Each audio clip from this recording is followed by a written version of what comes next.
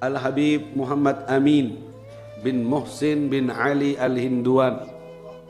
Beliau adalah mursyid tariqah An-Naqsabandiyah Al-Muzhariyah, memiliki keistimewaan yang luar biasa.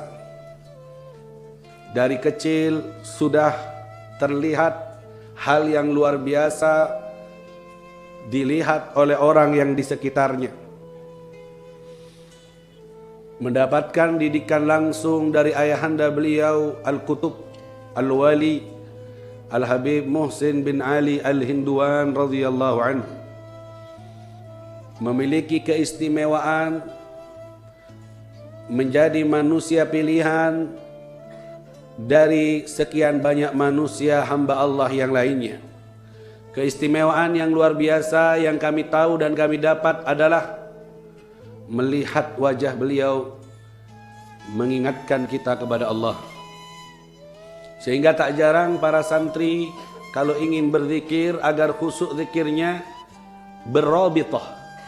Dalam ilmu tarekat namanya rabithah, menyambungkan hati dengan guru melalui menghadirkan wajah guru dalam khayalannya, sehingga pikiran dan hatinya tak liar kemana-mana, menghayalkan wajah beliau, kemudian beriringan ketukan hati berteriak memanggil-manggil nama Allah Subhanahu wa Ta'ala. Keistimewaan beliau bahkan bukan hanya wajahnya yang dipakai oleh para murid untuk menuntun dalam berzikir dan beribadah. Suara beliau jika dilafatkan dari lisan beliau lafzul jalalah Allah, maka para murid-murid berteriak tak kuasa menerima nikmatnya berzikir. Seperti air yang ada di gelas penuh dengan air, dituangin lagi dengan air, tumpah itu air. Begitulah yang dirasakan oleh para muridin saat ditawajjuh oleh beliau, saat keluar lafzul jalalah Allah dari lisan beliau, maka tumpah dari hati para muridin itu nikmatnya menyebut nama Allah Subhanahu wa Ta'ala. Bak seperti hati yang kotor bersih disikat dengan bimbingan suara beliau. Sampai kalau boleh saya bercerita, sebagian di antara kami para muridnya merasakan bukan lagi suara lafzul jalalah yang keluar dari lisan mulia beliau yang mengingatkan dan menggetarkan hati kami. Suara lain tak ada hubungannya. Kadang cuma kaifal hal, bagaimana kabarmu? Kadang cuma senyumannya, kadang cuma apa kabarmu? Murid menerima kalimat apa kabar itu seakan Allahu Allah yang masuk ke hatinya. Sehingga tak jarang kami melihat para santri ketika ditanya apa kabarmu langsung menangis. Tidak ada apa, tidak ada itu, tidak ada zikir, tidak ada apa, cuma ditanya apa kabar langsung menangis karena terbiasa terlatih dengar suara dari sang guru seperti itu mengingatkan kepada Allah Subhanahu wa Ta'ala. Ala unabbiukum bi khiyarikum, mau kalian aku tunjukkan siapa manusia pilihan di antara kalian? Qalu bala ya Rasulullah, iya ya Rasulullah. Siapa mereka? Hum idza ru'u dzukirallah, mereka jika dilihat wajahnya mengingatkan kalian kepada Allah Subhanahu wa Ta'ala. Bukan hanya wajahnya, suaranya yang membimbing dengan lafaz Allah, bahkan bukan dengan bimbingan lafzul jalalah. Ngomong biasa menggetarkan hati para muridin yang sudah terbiasa ditawajjuh, dibimbing hatinya dengan zikrullah Subhanahu wa Ta'ala.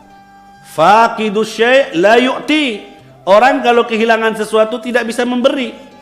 Tapi kalau orang punya sesuatu dia bisa memberi. Dia punya banyak, hatinya penuh dengan zikrullah, sehingga kemudian dituangkan ke hati muridnya lewat tawajjuh. Muridnya pun kesetrum, dan seakan air gelas kosong itu diisi dengan lafzul jalalah, membersihkan hati muridnya dengan zikir.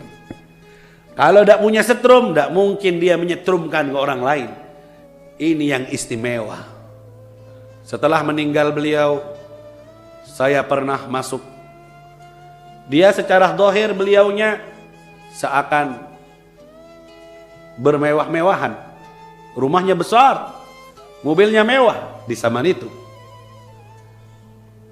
Sehingga yang melihatnya mungkin tak percaya bahwa dia orang istimewa. Bercelana seperti orang biasa, bahkan berkaos jika bepergian kemana-mana.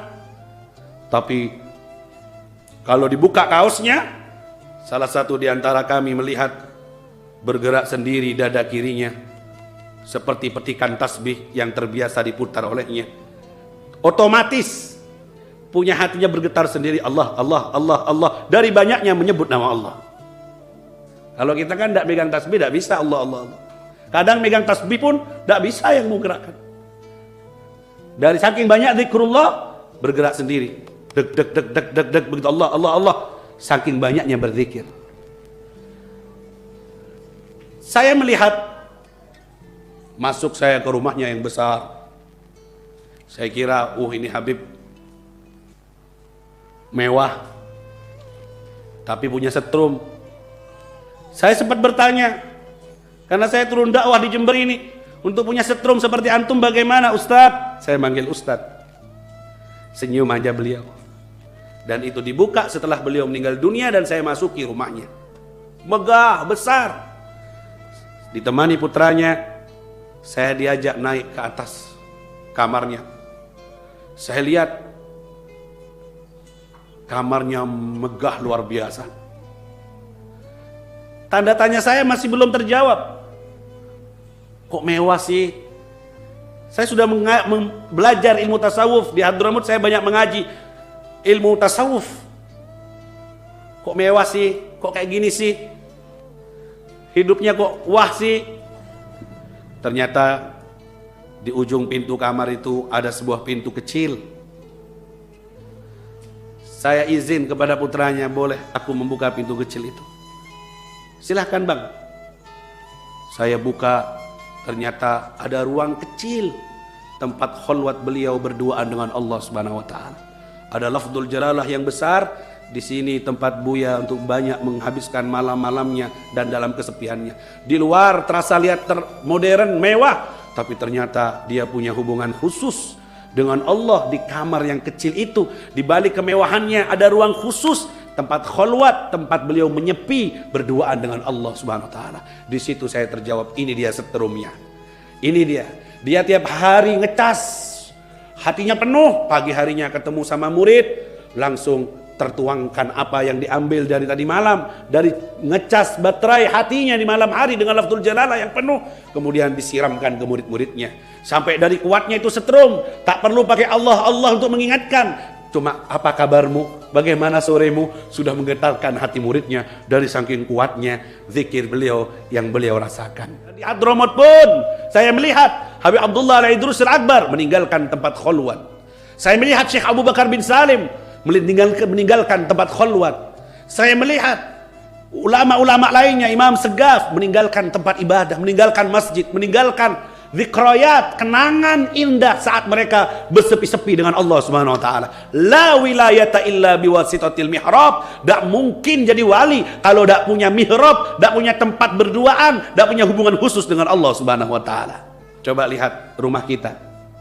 Apa kabarnya? Saya tidak mau bertanya ke rumah yang mewah, yang bermadhar zuhud, yang berkesing zuhud. Saya beb rumah kecil karena memang tidak punya mungkin. Mungkin di balik pintu kamarnya ada kamar khalwat. Sudahlah miskin, sudahlah rumah apa adanya, tak punya dia tempat sujud di situ. Isinya tiap hari hanya televisi, isinya hanya tiap hari hura-hura, tidak ada duha, tidak ada witir, tidak ada Quran dibaca, tidak ada tempat khusus berdoa dengan Allah di rumahmu, bak seperti kuburan rumahmu. Tidak ada tempat persaksian untukmu nanti.